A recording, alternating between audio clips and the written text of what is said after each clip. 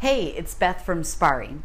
Today I'm going to tell you about an embarrassing financial mistake that I made, and I'm going to tell you what I learned about the situation because I learned something big and I think you all could benefit from it as well. So usually my husband and I, we only have 2 credit cards. I don't like to have all these extra credit cards and getting extra points at places. We have 2 credit cards.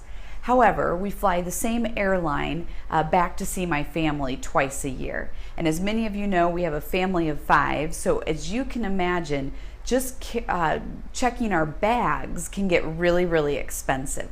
So I took the opportunity to sign up for a credit card with that airline because by doing that, then our bags fly free. We're able to check them for free. So here's where I made the mistake. I usually only use that credit card when I'm booking flights on that airline, but I made the mistake and I accidentally pulled that credit card out and used it for another charge one time.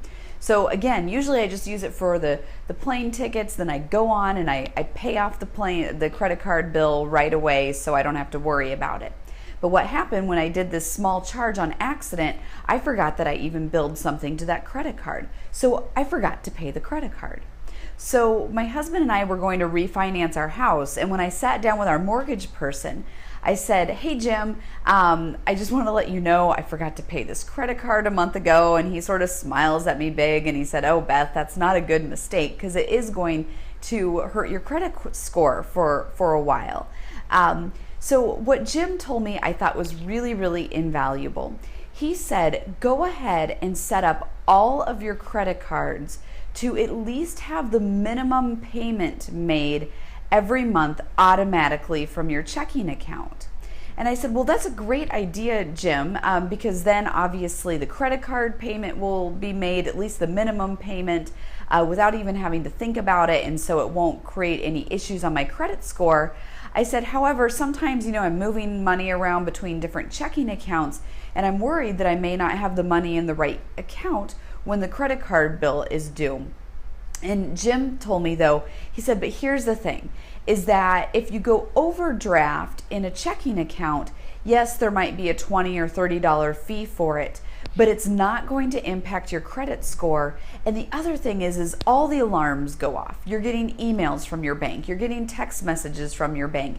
You're getting calls from your bank saying, hey, you went overdraft.